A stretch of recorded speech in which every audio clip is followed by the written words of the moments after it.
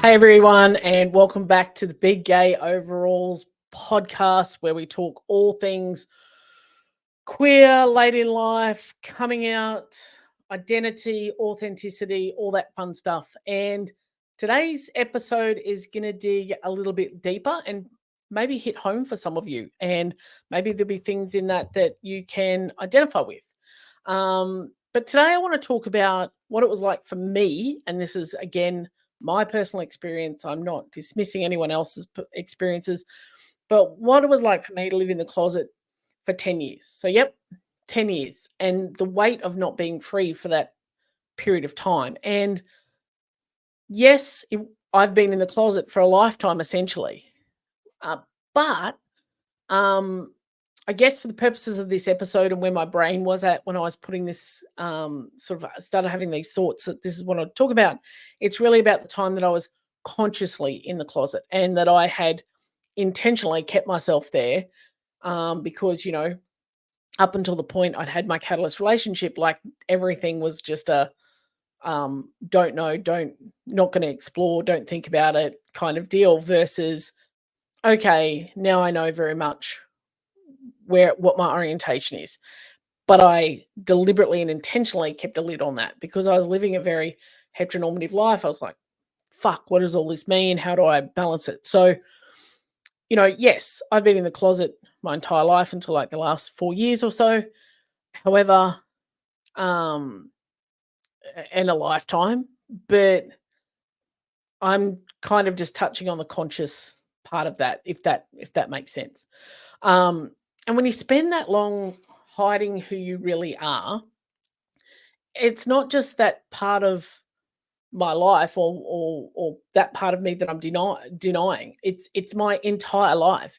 I felt like a lot that I was living, is split in half as two things. I had this one public, persona to my family and friends and professionally, and this is who I am and this is how I presented, this is what I did.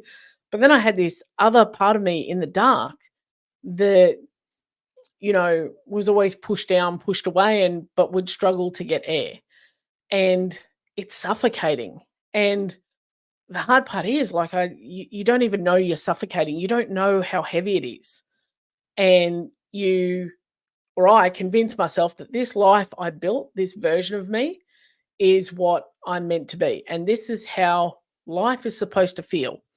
And that, you've made decisions and you've gone down a path in your life. And now you need to continue to do that. You need to continue to live the life that you created. And all this other stuff just sits at the side. And there would be times where it would, overwhelm me with these repressed feelings and this other side. And there was always that constant fear. What if somebody discovers who I really am? What if somebody peeks behind the door? What if somebody opens the door and sees all of who I am? And the vision I had of myself was this horrible, flawed, defective, broken human being. And I'm like, if people see that, they're not going to want to be my friends. They won't want to have any form of relationship with me, whether it be family or friendships. My business will fail. No one will want to do business with me. People will, wonder how I even deserve to exist on the planet. But then you think, well, I've made choices and this is just, you've got responsibilities, you've made commitments, this is what you're supposed to live up to. And if I think about the analogy of the closet, for me, it wasn't just like, small dark room, cupboard, that sort of thing. It was a whole elaborate prison that I had created for myself with perfectionism and people pleasing and this deep-seated fear of rejection. Like when I really dig into it, there was a lot of that fear of rejection. It's only since I've been writing and thinking about it that this has kind of bubbled to the top of my brain, so you get the benefit of that. And I spent a lifetime trying to fit into the mold that society, that my family, and even I thought was acceptable. This is what makes you worthy to have things and belong and be part of, people's lives. And as like, I think the worst part wasn't even the fear of what would people think. The worst part is that I didn't know who I was anymore. Like, I played this role so well that even I started to believe that I wasn't worthy of my true self. And that's like really conflicting. And it's a really like when I was in it, like, as I said, you don't know the weight of it, you don't know the toll, you don't know that you're just existing and surviving, and it's just what you do to get through. And but since I've been out as much as you can ever be out, you generally got to keep coming out. We keep talking about that. But once you get out, like you're out of that room, you're like, oh, like fuck, that was heavy and that was hard. Like, and you endured that for so long, which, you know, as I did my reflection, started the self work, involved in coming out and accepting my identity and the whole journey of self love and self acceptance and stuff like that, is like that takes incredible strength and resilience to actually do that and be able to live, and the energy it takes managing these two parts of you. Like, one, you're fighting like hell to push it down, push it down, push it down. And on the flip side, you're like, hey, I'm a duck on a pond. Everything is fine up here. Underneath the water, it's murky and there's weeds and you can get stuck on things. It's horrible. But as far as everyone else is like, I'm just cruising along top of the pond. It's good to go. Nothing to see here. Don't look too closely beneath the facade, or it's a very brittle exterior. And it takes a toll on your mental health. And I think that's something that doesn't get spoken about, enough in this, because, and we know about the tragic numbers of people that struggle with their identity and their sexuality and all those expectations and being in the closet and, take their own lives because they just can't cope with that anymore. But it really does take a toll on your mental health. I felt trapped in a life that I was not fully living.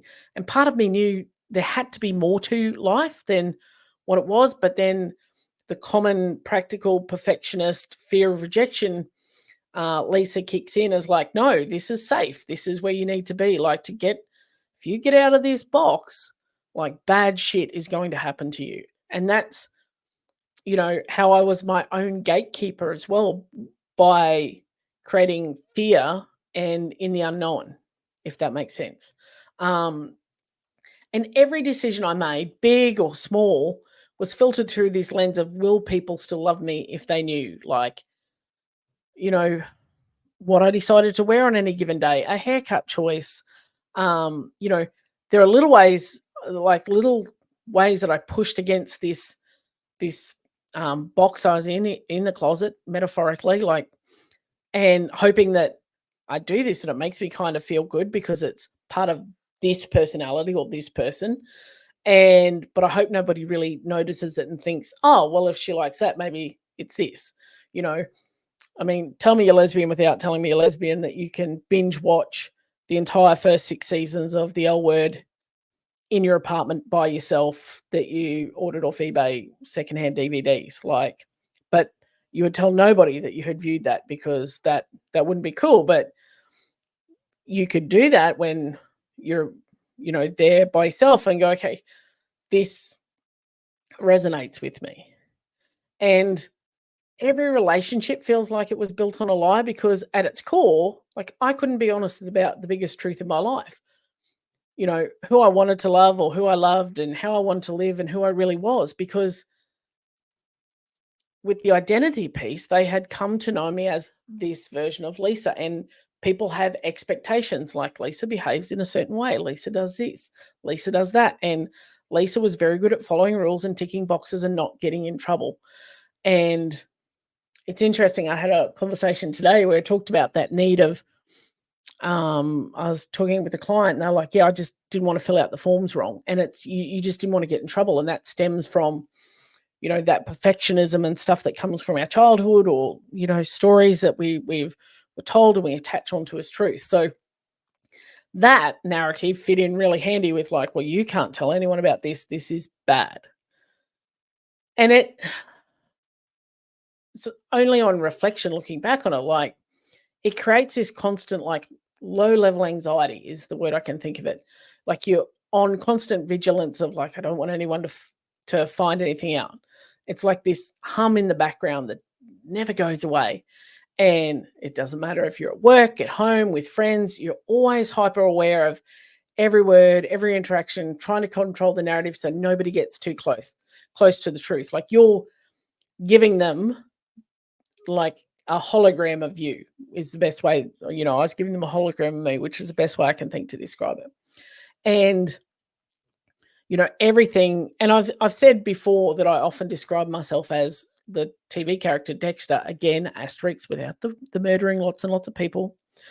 But it's about that. Oh, I'm in this situation. This is who I need to be. I'm in this situation. This is who I need to be. And it's always like give the people what they want. And if everybody thinks I'm fine, everything's good, this person's good, this is it, it's all within the normal, nothing is flagged as coming outside that range, then they won't look behind the facade or behind the curtain and go, well, that was a blip. What was that? And what caused that? And then want to dig in. Like, and the good thing, or not the good thing, it's a shitty thing, really, but we have so many relationships that are just superficial, like, how are you? Good, thanks. Hi, how are you? Good, thanks. We have so many like that. People don't dig in behind.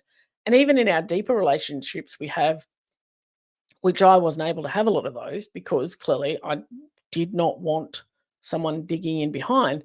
Like we're still reluctant to dig in and go, well, tell me about that. Tell me more about that, because we don't want to pry in someone's life, and maybe we'd all be better off if we did that, a bit more. But it was exhausting. Like I just, was perpetually tired. And I think the closet for me was so oppressive because while I was technically living and I was doing the things, it was really, I wasn't alive. I was surviving. I was stuck. I was just ticking the boxes and following the script. So I was stuck in a story that wasn't mine. It would be a bit like if I was, an actor and I'm playing a role. Again, comes back to that Dexter analogy, which seems to have followed me through life. But it's so apt, is like I'm just playing the role of this version of Lisa, and the other version of Lisa is very different. And we talk about how actors struggle when they perform these roles and they go all in. And there was a lot of talk about, for example, when Heath Ledger was the Joker and he went 100% all into that persona and assumed that. Now, he was playing a role that was not, naturally him or his persona, but I assumed it, and it overtook every element of him. Even in his interactions when they weren't shooting, he was still in character. And that wasn't his story, and he's in a role, and he was in that for the duration of the recording. So it was, I was stuck, and that's the best way that I can think to describe how I felt. I was just stuck, and I didn't see a way out because I was trapped by that fear of like, well, what will happen? Will I lose everything I've got? Will I lose everyone I have? Will everyone hate me? And that fear kept me trapped. But on the flip side of that is that the moment I stepped out of that closet, the moment I finally allowed myself to exist as I truly am, and even more than exist, live, like as a lesbian, late in life, all of that, everything about it, everything about me, all my bells and whistles, my superpowers, my flaws, everything, I allowed it to exist and come to light. It was like when you come up out of diving into the water and you just take that big first breath and you're like, don't get me wrong, it was scary as fuck. It was terrifying, but also freeing. And like, as I said before, you don't realize the weight you're carrying until, excuse me, you lose it, you cast it off, and you're like, oh, fuck, it's free. And it's stupid. It's, I say, well, it's not stupid. I say a lot, wherever I go, there I am. And I found the key to the prison in my own back pocket. Like I had it all the whole time, I just was too scared to use it, or too scared to even see that I had it. How many times have you been looking for something in the house and it's like right in front of your eyes, and you're looking so hard, but you don't see it? And I guess that's what, the key to my freedom was, until, I felt that compulsion that I just have to take this step. Regardless of what happens, this, person that had been tucked away was, had somehow, despite the neglect and lack of attention and care, had grown stronger and stronger, and eventually was like, dude, I'm busting out. Like, I've got to get out. Like, this is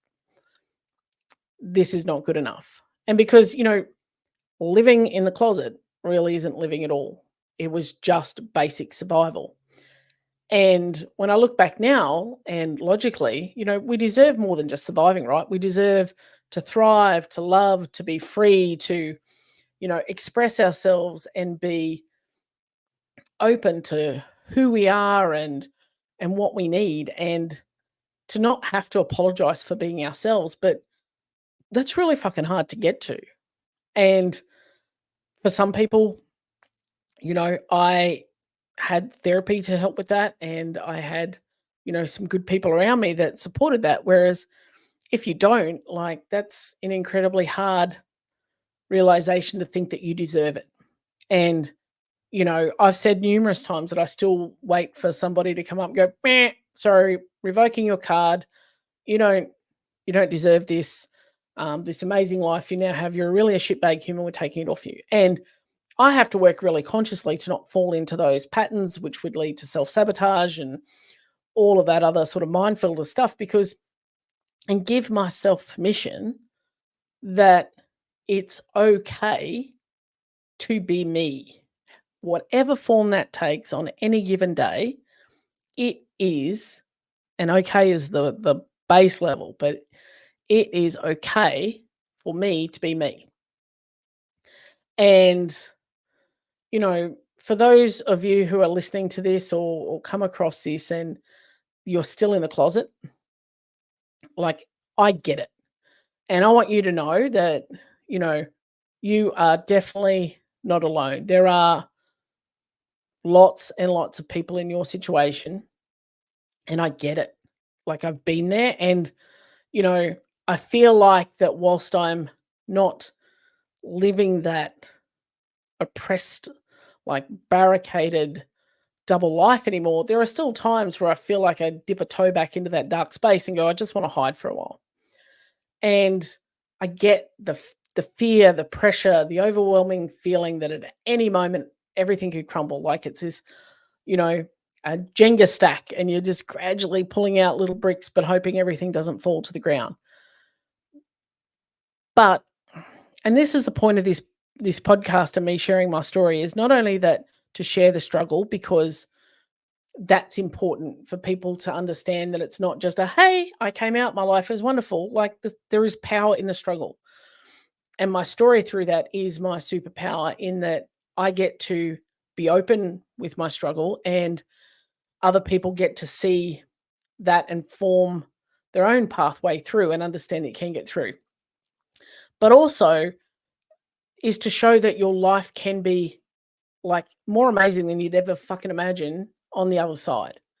And, there is so much life waiting for you on the other side. It's messy, it's complicated to get there, it's hard, sometimes it's overwhelming, sometimes you feel like you're standing at the foot of Mount Everest and think, shit, I can never scale this, I can never get to the top. Well, everyone thought that about Mount Everest till the first person climbed it. And they're like, oh, it can be done. The 4-minute mile, nobody could get there. Nobody could get there. Then somebody did it. So it's been broken a gazillion times. And I'm not saying that you have to listen to this podcast and then go running down the street, waving your pride flag and saying, I'm out, I'm free, I'm queer, I'm me. It's when you're ready, your freedom will be the most beautiful thing that you've ever known. And it's when you're ready. And, as I've said on this numerous times, there are no mistakes in this life. We wind up where we're meant to be at any given moment. And if we look back on our life and we go, oh, that was a shitty decision, that was a thing. But what did we learn from it? And what did it then later help us do? We might not even realize that. We might not even give ourselves the time to reflect on that. But if I had not done all the things I've done in my life up until this point, I would not be ready to embrace and live the life I have now. And that's where I need to give myself kudos and praise for the strength it took to live like consciously and not beat myself up and go, well, why the fuck did I lock myself in there for so long? And look how hard it was, and look how miserable I really was. And But I couldn't have achieved certain things I did in my life if I had, come out sooner or done things differently, because I wasn't in a place emotionally, mentally, to even have the skills or resilience to be able to do that and to be able to embrace that the way that I needed to. And I would have fucked it up royally. Would have been a clusterfuck of disasters, I guarantee you.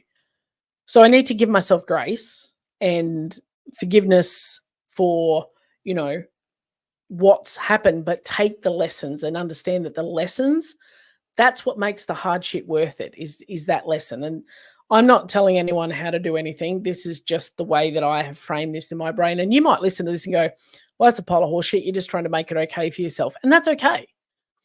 But this is how I'm reconciling, how I lived with before I got to the point where I was brave enough to take that step. And my life on the other side, I have freedom that I've never known before. And I'm not talking about time or space. I'm talking about emotional freedom. I'm talking about personally being able to, express who I am and express my needs rather than wants and like, I want this or this thing, or this thing's going to give me a dopamine hit, but express my actual needs as in, hey, I really need X, or I'm feeling this. I've never had so much freedom to do that. And I've never experienced so much acceptance as I have, and just being loved unconditionally for who I am by my circle, by my close friends, by, those people who mean the most to me, who I share myself with. It sounds a bit weird. But you know what I mean? They are the people who are 100% there for me, and they 100% accept me, and they are so happy to see me so happy. So that's I guess the reward at the end of the day for doing the hard stuff, is you get to be in this space. And don't get me wrong, like, things are still difficult and challenging sometimes, and I have mental battles, and learning to move myself past that stuff, that's the tricky part. But it's work. We're always got work to do in ourselves. We're always a work in progress, I think. And that's something I've come to learn. Like, we're never a finished product. If you're finished, then you're not evolving, you're not growing. So, a bit of a brain dump on like what I feel like that life was like for me in the closet, but also out. Like, I guess I think of that time as being, dark and, and whatnot. But now it's like my life is full of color. And it's funny, I called my private Instagram account like Lisa in color, because I'd spent so long living in the gray. And when I was playing around with, writing my life story at one point, which I still am working on that, but the title I had was like, Lisa in color, moving from or Lisa in color after a lifetime lived in gray, moving to color, something like that. Work in progress, like everything. But that was kind of what, for me, to describe how my life, has evolved since I made that step to authentically own who I am. So I think that's probably enough chitty chat from me today. Please, if this resonated with you, for some of you, and maybe gave you a little push to keep forward on your own journey, then awesome. Thank you for listening, and thank you for giving me this period of time in your ears. If you like the episode, please share it with somebody who might need it.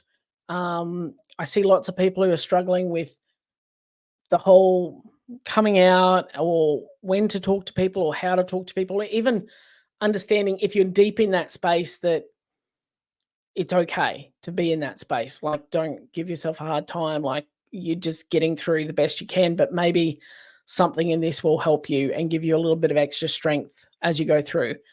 And we're always here with our big gay overalls on, ready to support and help anybody that needs that. I strongly encourage anyone who is struggling in these areas to, seek out quality therapy, seek out a supportive tribe. Our Embracing My Big Gay Overalls community over on School, it's not linked to your socials, so if you're not out yet, that's okay. You can come over and hang out with us and be you and explore your thoughts and concepts and ideas, and in that safe group, and that's fine. It won't get linked back to socials where somebody might see something, did a post. Like, just be you. There's a space for you there as well, because I know how hard it can be to join a Facebook group when you're like, maybe there's someone in there that knows me, and like, this is a small group. No trolls, no catfishing, none of that sort of stuff. So, come and find us over there. All the links are in the show notes. And, reach out if any of this resonates with you. If you feel like that, I don't know, that there's, things you want to discuss, you can reach out. You can find me on all the socials at Big Gay Overalls Podcast. TikTok, Threads, Insta are the main ones that I tend to hang out. So, but yeah, just reach out. But thank you for listening. Please give us a like or subscribe. And next episode will be a great one. Sharon's coming back on. The first of 2 episodes she's going to do. This first one, we dig into some women's issues, shall we say? And the next one, she will come on a little bit after that, where she's going to ask me some questions about my journey. So that'll be fun. I'll be in the hot seat, and so that'll be heaps of fun. So keep an eye out for next week's episode as well. We sat down and recorded that, but I really want to get this one out this week. So take it easy. Be good to yourself. Do what you need to do for you, and you're worth it, whatever it is you decide to do. All right. See you on the next one, guys. Thanks for listening.